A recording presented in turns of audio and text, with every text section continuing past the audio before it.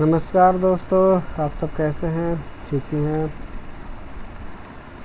CS for all by Pam channel पे आप सभी का स्वागत है। आज मैं लेकर आया हूँ आप सबके बीच में 20 क्वेश्चन का सीरीज़, जो कि मिक्स हिस्ट्री रहेगा। मैं भी हिस्ट्री का ही स्टार्ट कर रहा हूँ। ये आपको सबसे ज़्यादा काम आएंगे BPSC में। BPSC, BSSC, SSC, MTS, ये जितने भी सारे में जीके तो सदा सर्वदा ही जाता है। BPSC में ज़्यादा पूछे जाते हैं हिस्ट्री का, इसलिए मैं बोल रहा हूँ। ये BPSC का ही अंतर्गत ज़्यादा हेल्पफुल होगा। तो स्टार्ट करते हैं। मैं ये 20 क्वेश्चन 10 है जो कि आपको आधुनिक एसेंट से लिया हूँ, और 10 है जो कि मैं मॉडर्न की ओर से लिया हूँ। तो स्टार्ट करते हैं। पहला, निम्न में से सिंधु सभ्यता का सर्वाधिक उपयुक्त नाम क्या है? संदर्भ सभ्यता रखे। ए ऑप्शन में संदर्भ सभ्यता, बी सिंधु घाटी की सभ्यता, सी हड़प्पा सभ्यता, डी उपयुक्त सभी। मेरे साथ साथ आप लोग भी आंसर करते जाइएगा, और अंतिम में लास्ट में कमेंट में ज़रूर लिखिएगा कि 20 में से आपने कितने सही किए। आई थिंक 20 में जो BPSC की तैयारी कर रहे हैं उनको 20 में 20 सही जाना चाहिए। अगर नहीं जा रहे हैं तो आप खुद पे एक डॉट रखिए कि शायद आप भीड़ में नहीं चल रहे, आप भीड़ से अलग हट के चल रहे हैं। ठीक है, भीड़ में चलकर अगर आप ऊपर हैं तो आपको रिजल्ट होने से कोई नहीं रोक सकता। लेकिन आप भीड़ में ही चल रहे हैं, आप कब बाहर हो जाइएगा कोई अता पता नहीं। इसीलिए आपको 20 में से मेरे हिसाब से तो 20 BPSC की अगर तैयारी करें, BPSC को भी कमीशन की आप तैयारी स्टूडेंट कैंडिडेट अगर मेरे इस वीडियो को देख रहे हैं तो इस 20 में से आप फास्ट फॉरवर्डिंग करके देख लीजिए, लेकिन 20 में से आपको 20 सही होनी चाहिए तो चाहिए। एक क्वेश्चन का भी इसमें मार्जिन की नहीं है। अब SSC और BSSC 15-16 तो ज़रूर चाहिए, क्योंकि ये SSC का सारा रिपीटेशन क्वेश्चन ही लगभग आपको मैच करेंगे। आप देखिए, मैं स्टार्ट करता हूँ। सबसे सर्वदा सटीक नाम इसमें क्या है? चूँकि सिंधु नदी के नज़दीक में ये पनपता हुआ सभ्यता है, इसीलिए सब नाम ही है। सिंधु घाटी की सभ्यता, संदर्भ सभ्यता और हड़प्पा सभ्यता। इसका आंसर सी होगा।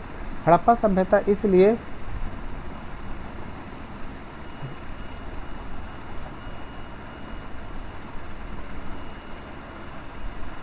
एक मिनट, जस्ट 1 सेकेंड। चूँकि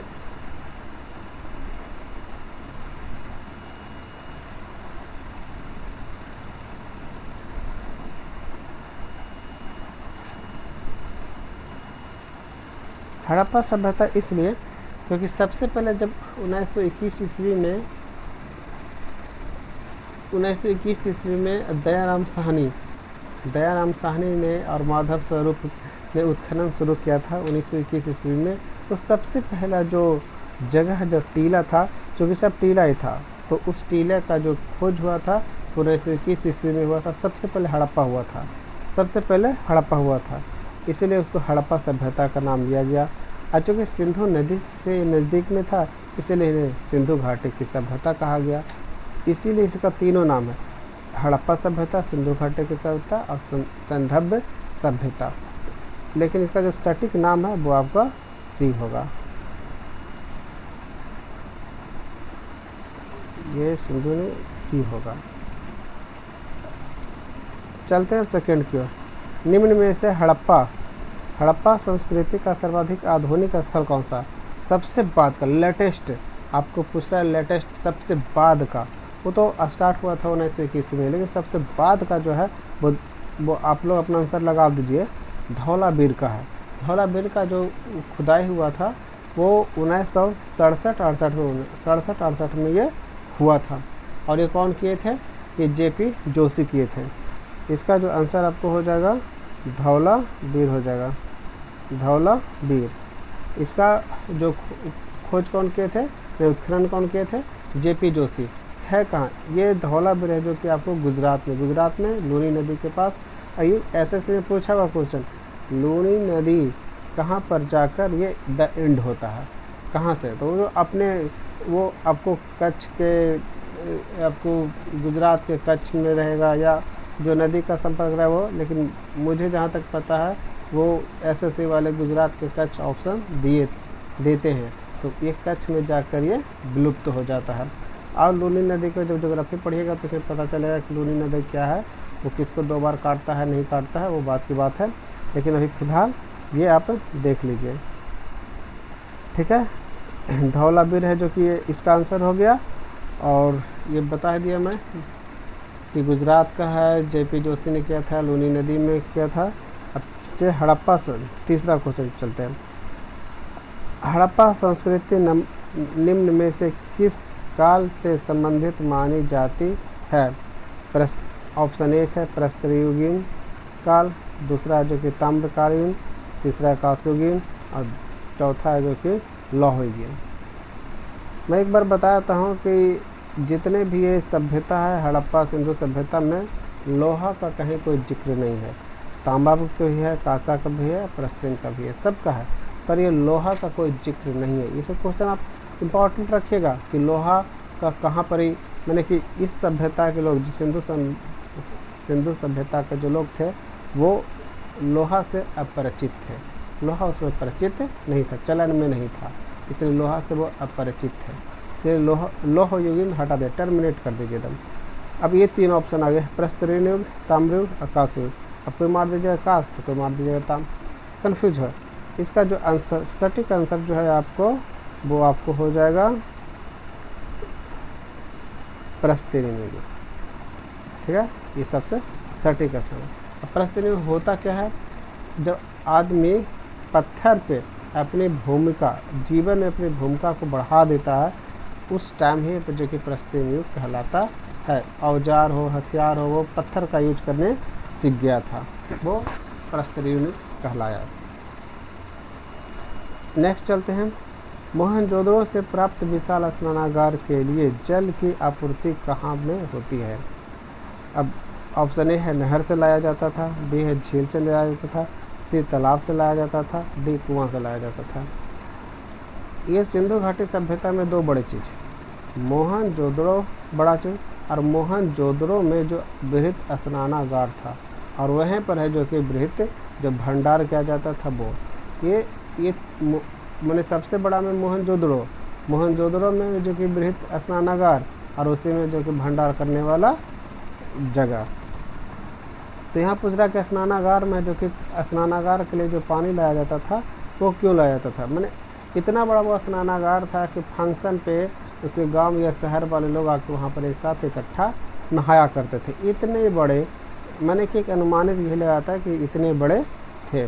तो इसकी जो इसका जो सटीक आंसर जो है वो आपको दिख जाएगा, आपको कुआं से लाया पानी का आपूर्ति किया जाता था। लोहे के प्रयोग से किस युग के लिए अपरिचित थे? ये तो हम बता ही दिए कि कौन अपरिचित थे। ठीक है, इसमें हड़प्पा सभ्यता के लोग अपरिचित थे, बाकी सब थे। वैदिक युग वो हो गया जो वेद के टाइम की बात है। अब मैं हड़प्पा सभ्यता की बात बता रहा हूँ, सिंधु सभ्यता का जो खोज 1921 ईस्वी में हुआ। तो 1921 ईस्वी से पहले यानी कि 1920 ईस्वी, तो 1920 ईस्वी से जब 2018 उसके पहले जितना भी जाइए वो भारत में लोग जो जानते थे कौन सा युग? वैदिक युग, माने कि आर्य के आगमन से ही ये युग जो कि प्रारंभ हुआ। तब तक नहीं जानते थे। अब वो जो कि 1921 में जब वो चीज़ पता मिला, टीला खोदा गया, तो वहाँ से पता चलता है कि नहीं, कि वैदिक युग के पहले भी एक सभ्यता गुजर चुका है। ठीक है, एक गुजर चुका है, तो पता चला कि वैदिक सभ्यता से भी ये पुराना सभ्यता है, और उसके भी जो कि कार्यक्रम आगे बढ़ाया गया। तो इसमें मैं पहले बता देता कि लोहा जो कि हड़प्पा सभ्यता के लोग उसमें जानकारी नहीं रखते थे। इसका आंसर हो जाएगा आपको ये डी। ठीक है, अब चलते हैं नेक्स्ट। मोहनजोदड़ो स्नानागार के पूर्व में स्थित स्तूप का निर्माण किस काल में किया गया था? ये अब पहला ऑप्शन है मौर्य काल, दूसरा जो कुषाण काल, तीसरा जो कि सातवाहना काल, चौथा जो कि आपको शुंग काल। अब अब इसमें देखिए मौर्य काल, कुषाण काल, सातवाहना काल और शुंग काल। इसका जो आंसर आपको हो जाएगा कुषाण काल। कुषाण काल, इसका जो सबसे सटीक जो आंसर आपको होगा वो आपको कुषाण काल होगा। ठीक है। अब कुषाण काल का जो क्या स्थापक कौन था? कुजुल कन्फ्यूशस। ये कब किया था? तो 15 ईस्वी में किया था। ये 15 ईस्वी में, इसके पहले जो हम बता रहे थे 15 ईस्वी पूर्व, ये 15 ईस्वी यानी कि जीसस क्राइस्ट का जन्म के बाद है, पहले का नहीं। पहले वाला हो गया प्री यानी कि ईस्वी पूर्व, और अब है जो कि वो उसमें कुछ नहीं लगता है, सिर्फ ईस्वी लगता है। तो कुषाण का जो कि स्थापना हो गया कुजुल कन्फ्यूशस। और कुजुल कन्फ्यूशस जो है अपने अपने राजा जो कि मोहर छपवाता था, सिक्का चलाता था। ठीक है। आज का वो टाइम का नहीं है। जैसे अभी जो चेंज होता है गवर्नर, फिर सिग्नेचर रहता था, तो उसमें जो कि राजा जो बनता था तो अपना अपना जो कि सिग्नेचर, अपना अपना जो कि नाम डलवाता था, वो अपने अपने रूप में वो सिक्का चलवाता था अपना नाम का। तो कुजुल कन्फ्यूशस जो चलाया था सिक्का, वो सिर्फ तांबा का चलाया था, सिर्फ तांबा का, और सोना का नहीं, सिर्फ तांबा का चलाया था। और वो जो कि 15 ईस्वी में बैठा था। इसी टाइम में एक सबसे यानी इसी का कुषाण कुषाण काल में ही एक सबसे बड़ा प्रसिद्धि राजा बना, और वो था कौन? कनिष्क। कनिष्क बैठता है 18 ईस्वी में, पूर्व नहीं बोलो, 18 ईस्वी में वो राजगद्दी बैठता है। वहाँ पर एक शक संवत की शुरुआत वहीं से होता है। ठीक है। इसकी राजधानी भी पूछ लिया जाता है, वो है जो कि फिरोजपुर, अभी कहाँ? पेशावर यानी कि पाकिस्तान में। इनके टाइम में बहुत बड़े बड़े लोग रहा करते थे इनके द्वार में।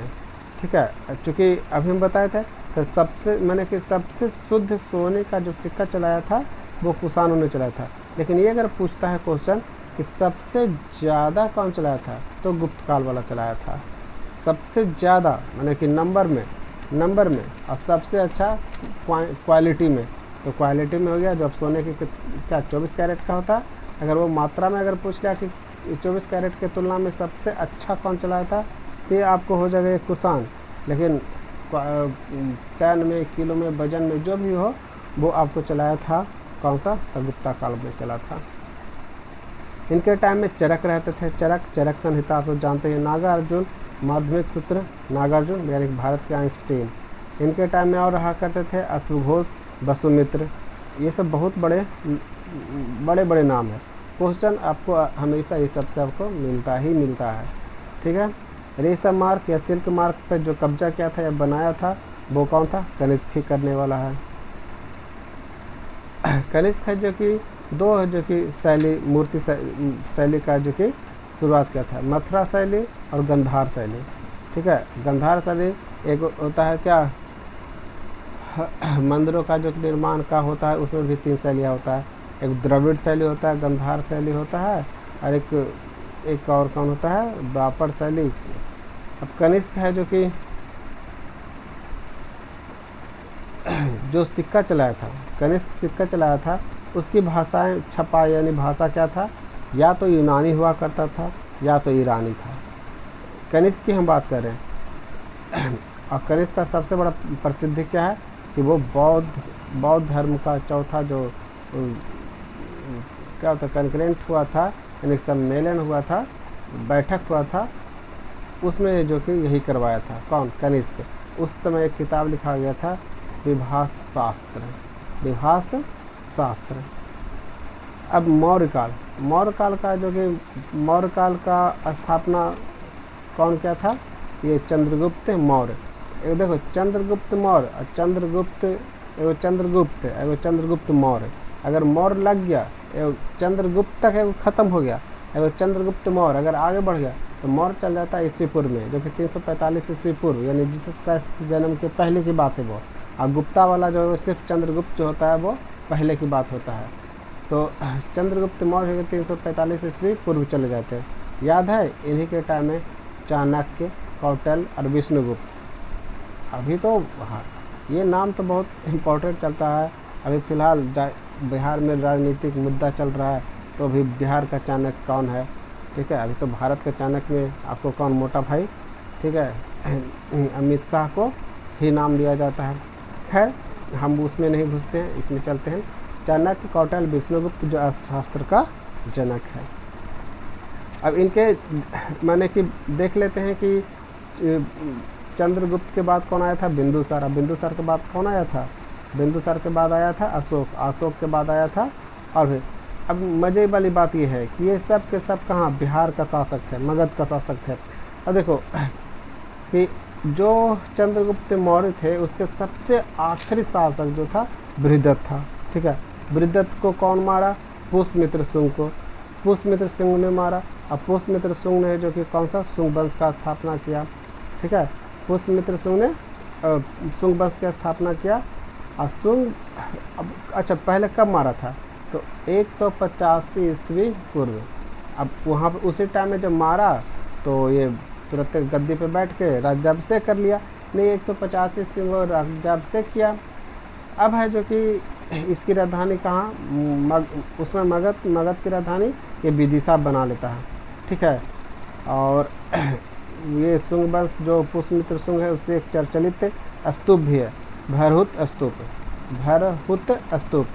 ठीक है। इसी के टाइम में पतंजलि रहा करते थे जो इनके इसको अश्वमेध यज्ञ करवाए थे। अब यहाँ पे कह रहे शुंग वंश का जो अंतिम शासक था वो देवभूति था। अब देवभूति 73 ईस्वी में, ना कि हम ईस्वी पूर्व बोल रहे हैं, जब ये शुंग वंश की स्थापना हुआ था वो 185 ईस्वी पूर्व था। देखिए अब यहाँ पर देख रहे हैं बीसी और एडी को जो सागर है जोड़ता है, ब्रिज बनाता है, मैंने गैप को हटाता है, वो कौन सा आपका वंश है, शुंग वंश। ये सब क्वेश्चन सोचने वाली बात है कि आ सकता है, ठीक है। कि एसी जब बीसी से एसी में कन्वर्ट हो रहा था दुनिया, तो उसमें भारत पर कौन राज कर रहा था, तो शुंग वंश का शासक था। अब शुंग वंश का जो अंतिम सबसे अंतिम जो था वो कौन था, देवभूति, ठीक है। 73 ईस्वी में देवभूति को मार देता है कौन, वासुदेव। अब वासुदेव है जो कि कन्नड़ वंश की स्थापना कर देता है, किसमें, मगध की ही बात कर रहा हूँ, और कन्नड़ वंश की स्थापना करता है। और कन्नड़ वंश के अंतिम जो शासक है वो सुशर्मा है, सोचिए सुशर्मा। और सुशर्मा को हत्या करता है सिमुक, और सिमुक मार के एक सातवाहना वंश की स्थापना करता है। ज़रा सोचिए। और मजे वाली बात ये सुनिए कि सातवाहना वंश मगध पे शासन नहीं कर रहा है, वो कहाँ, गोदावरी नदी माने कि महाराष्ट्र, आंध्र प्रदेश, उधर अब चला जाता है। सोचो अगर वो मारता है मगध के राजा को, मगध में आके फिर ये शासन करने चला जाता है कहाँ, साउथ इंडिया। सोच लो मगध कितना बड़ा उस टाइम की था। सोच लो ये समझिए कि एक क्षेत्र पूरे भारत पर वो शासन कर रहा था, क्योंकि मगध में मारता है और फिर शासन वो करने कहाँ चला जाता है, दक्षिण भारत। अच्छा ये तो कुछ लंबा ही खिंचा गया।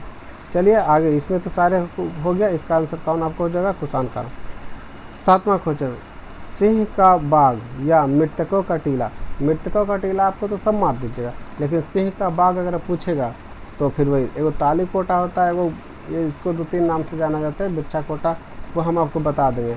तो मृतकों का टीला किसे कहते हैं हर कोई बता देगा, लेकिन सिर्फ मृतकों का टीला हटा दे, सिंह का बाग अगर ये सिर्फ पूछा जाता है कि हड़प्पा में सिंह का बाग किस नाम से जाना जाता है, तो हम बता रहे हैं उसमें से आपको 50% स्टूडेंट कन्फ्यूज कर हो जाएंगे। मृतकों का टीला और सिंह का बाग किस हड़प्पा सभ्यता करते हैं, पहला ऑप्शन हड़प्पा, दूसरा जो कि मोहनजोदड़ो, तीसरा जो कि कलिबंगा, और फिर जो कि चौथा जो कि लोथ है। तो इसकी जो आपकी आंसर है, आप लोग आंसर करते रहिए, आप आंसर रोकिएगा नहीं अपना। इसमें आपको मोहनजोदड़ो का शाब्दिक अर्थ ही होता है, ठीक है, मृतकों का टीला। मोहनजोदड़ो किस समय की लिपि को चित्राक्षर लिपि कहा जाता है, माने वो सिर्फ चित्र है ना, चित्र से लिखा जाता है। हम लोग तो वर्ड लेटर लिखते हैं, वो लोग चित्र को ही लेटर माना जाता था। अगर स्वामी विवेकानंद का या अभी देखते हैं बुद्ध का जहाँ भी लेटर देखते तो समझिए कि यहाँ पर शांति का है। सिगरेट का जला के काटते हैं, मतलब कि यहाँ पर सिगरेट पीना प्रोहिबिटेड ऑफ सिगरेट है, अब पीना मना है। उस तरह के उसी टाइम का ये दिया जाता था, किया जाता था, चित्र पाठ दिया जाता था, और उसी से उस अगला आदमी उसका संकेत समझ लेता था, तो चित्राक्षरा हो गया, ठीक है। तो चित्राक्षरा हो गया। ये सैंधव काल आपको समझ में आ गया। 9 क्वेश्चन, सर्वप्रथम कपास उगाने का श्रेय दिया जाता है। कपास सबसे पहले स्टार्ट कौन किया था?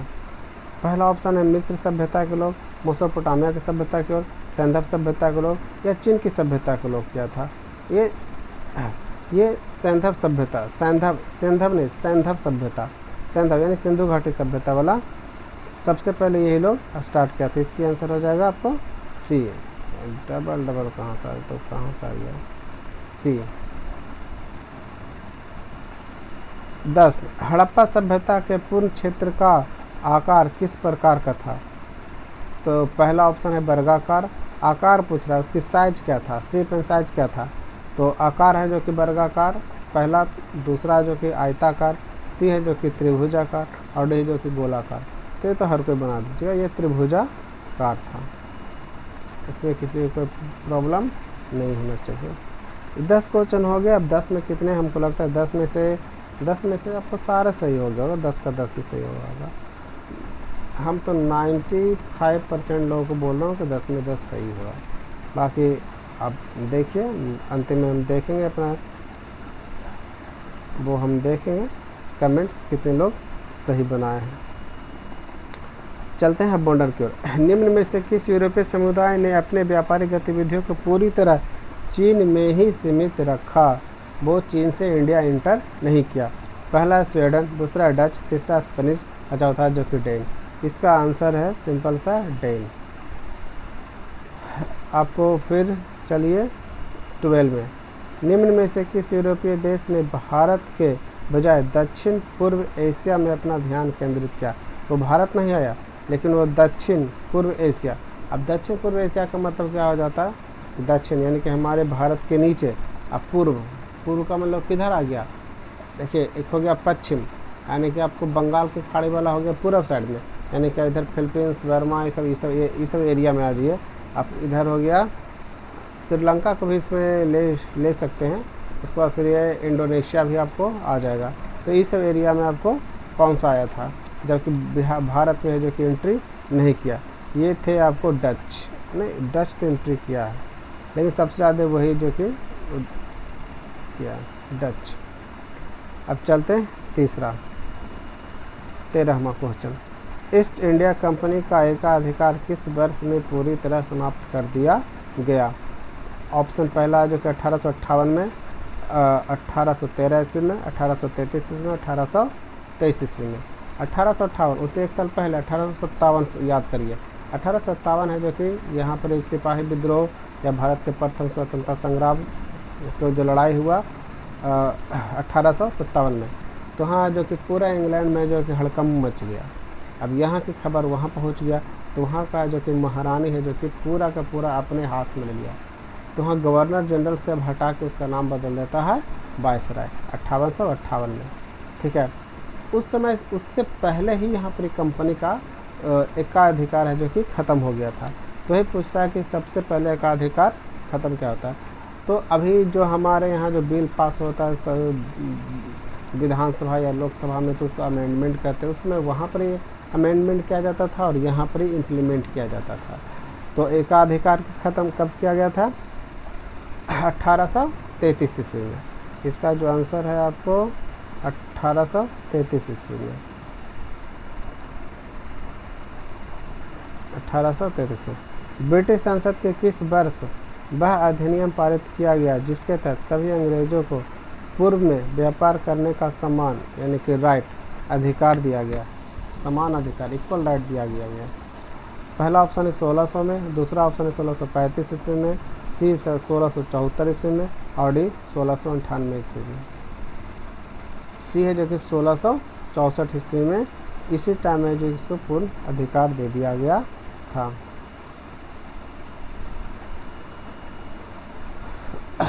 भारत में फ्रांसीसी शक्ति का 1706 से 1720 के मध्य पतन हुआ। भारत में फ्रांसीसी 1664-65 के टाइम में इंडिया आया था। ये ज़्यादा दिन टिक पाने क्योंकि उस समय पूरे इंग्लैंड वाले जो कि पूरा कब्जा वर्चस्व कर लिया था। कुछ पुर्तगाल वाले भी किए हुए थे। अब बेचारे करे तो करे कहाँ, अपना पैर फैलावे तो फैलावे कहाँ। तो ये 1706 से 1720 में इसका पतन हो ही गया। तो इसका प्रावधान का श्रेय निम्न में से किस दो गवर्नर जनरल को जाता है? पहला जो कि फ्रांसीसी मार्टिन, दूसरा लेनोर, तीसरा फ्रांसीसी कॉटिन का और चौथा जो कि ड्यूमस का। तो आप इसका मैच कर लीजिए कि कौन सा इसका आंसर होगा। ये लेनोर और ड्यूमस का श्रेय जाता है। उस समय ये है जो कि आपका कहानी ख़त्म करवा दिया था यही दोनों।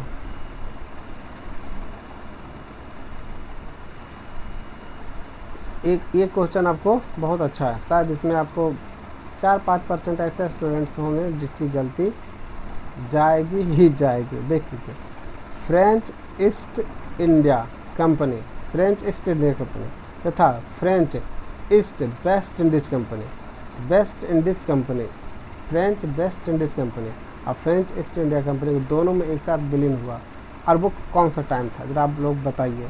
कमेंट में 16वां नंबर क्वेश्चन का आंसर आप लोग ज़रूर कमेंट करिएगा, मैं बता ही दूंगा।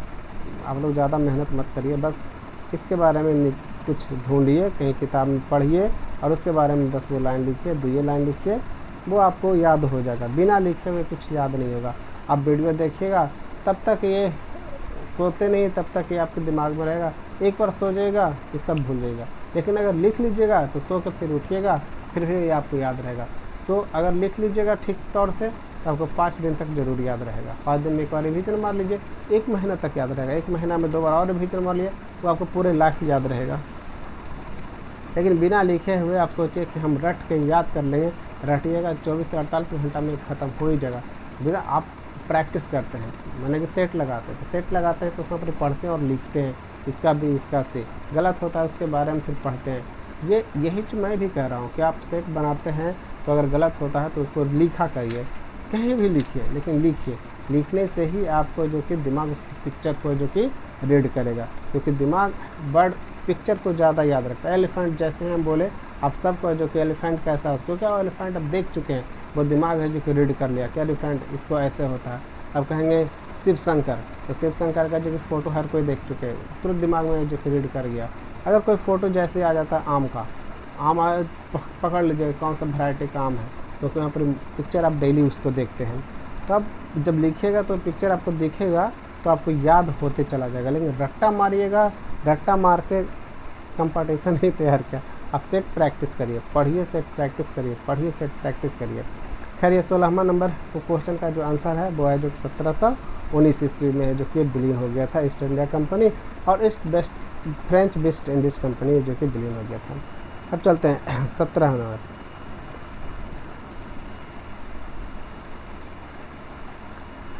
टीपू सुल्तान था अंग्रेज के मध्य 1784 ईस्वी में मंगलोर यानी कि टीपू सुल्तान इसके फादर सा था, शायद यहाँ पर गलत लिखा गया कि टीपू सुल्तान 1784 मतलब 1784 में मगध, क्योंकि 1799 में इसका तो मृत्यु हो गया था।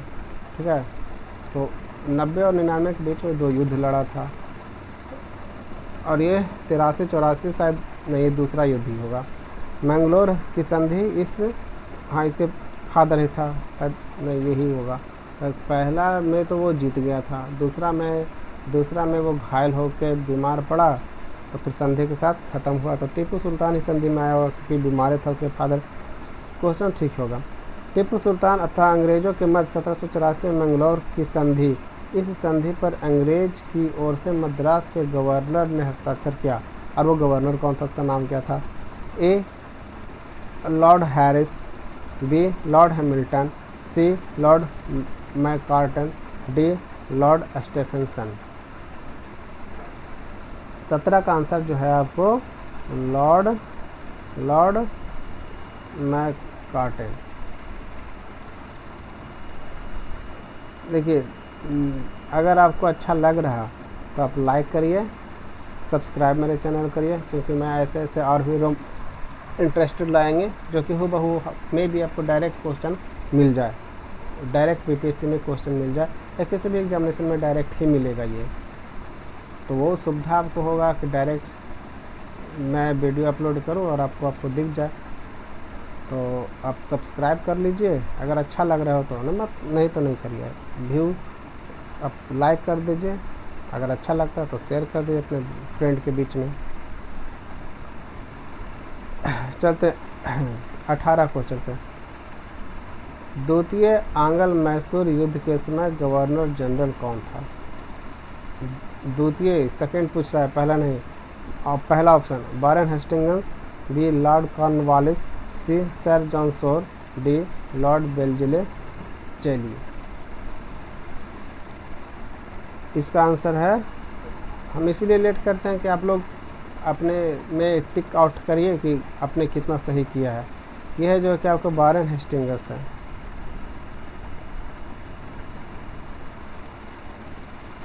टीपू सुल्तान ने अंग्रेजों को निष्कासित करने के लिए निम्न में से किस देश के साथ संपर्क स्थापित किया था? जब वो आक्रमण कर रहा था इंग्लैंड वाले अंग्रेज टीपू सुल्तान को, तो वह मदद मांगा था। क्योंकि ये पहले फ्रांस में थोड़ा पढ़ा लिखा सीखा है, तो फ्रांस से इसकी गंभीर मित्रता था, इसलिए हर कोई जानता है कि फ्रांस से इसने मदद मांगा था। बट फ्रांस से और भी देश हैं, फ्रांस के अलावा और भी देश हैं, को बताना है आपको नाम कि किस किस देशों से ये मदद मांगा था। पहला जो कि फ्रांस, दूसरा अरब, तीसरा अफगानिस्तान, चौथा रूस और पाँचवा तुर्क। अब ये जो कि कंबाइंड किया गया कि कौन कौन इसमें सही है, तो आप अपना लगा दीजिए। आई थिंक ये भी आपको फंसा देगा। अगर इसमें फ्रांस के अलावा ऑप्शन अगर नहीं रहे, सिंगल ही रहे, तो उसमें आप गलत मार्क आ जाइएगा। आप लोग तो पढ़े फ्रांस, लेकिन फ्रांस दिखेगा ही नहीं, तो फिर क्या हुआ? तो जो पढ़े अच्छे से वो तो बना ही देंगे। 19 का है जो कि इसमें डी है, आंसर डी है। यानी कि फ्रांस से हेल्प मांगा था, अरब से हेल्प मांगा था, अफ़गानिस्तान से हेल्प मांगा था, और रसिया से नहीं मांगा था, और तुर्क से मांगा था। आंसर आपका ये हो गया। लास्ट क्वेश्चन, लॉर्ड बेल्जली के साथ सहायक संधि पर हस्ताक्षर करने वाले निजाम कौन था? ये सहायक संधि है, सहायक संधि, ठीक है। लॉर्ड बेल्जली सहायक संधि का जनक है। और सहायक संधि यही है जो कि आपको टीपू सुल्तान को 1799 में धोखे से जो कि मारा था। ये लोग इंग्लैंड वाले को यही तो था, वो इस तरह से अपने आप को मैनेजमेंट किया कि इंडियन को एकदम कमज़ोर नब्स, लोभ, छल, कपट ही इंडियन के खिलाफ है जो कि इस्तेमाल किया। और वो लोभ, छल, कपट जो एक इंडियन को दूसरे इंडियन से के ही करवाया, वो कुछ और नहीं, वो सिर्फ षड्यंत्र रचते थे और दो इंडियन अपने में अपने लड़के अपना कमजोरी उसके सामने रख देते थे। खैर इसकी लंबी कहानी है कि वहाँ पर पहले आया, यहाँ बाद में आया, वो सब क्या औद्योगिक क्रांति, वहाँ पर थोड़ा पहले आ गया, वो सब एरिया में मैंने यूरोप वाला में, और भारत में लेट से आया, इसकी वजह से कैंपसरापन रह गया, और आज भी उसका असर दिख ही रहा है। और वो सब में औद्योगिक क्रांति पहले आया, इसीलिए वो बहुत, खैर समय बदलता है। तो बेल्जली के साथ सहायक संधि का हस्ताक्षर किसने? आई थिंक आपको लगता है कि ये भी आपको 10% में गलत मार के आएंगे, या तो मार ही नहीं पाएंगे। पहला ऑप्शन है कि निजाम अली, दूसरा कि मुजफ्फर जंग, सलाबत जंग और नासिर जंग। तो ये मेरे हिसाब से जो आंसर है वो आपका है निजाम अली। अब इसी के साथ है जो कि आपको ख़त्म हो गया 20 चैनल। दोस्तों अगर अच्छा लगता हो तो लाइक करिए, शेयर करिए और मेरे चैनल को सब्सक्राइब करिए ताकि नोटिफिकेशन आपको जल्द से जल्द पहुंच जाए। जय हिंद दोस्तों।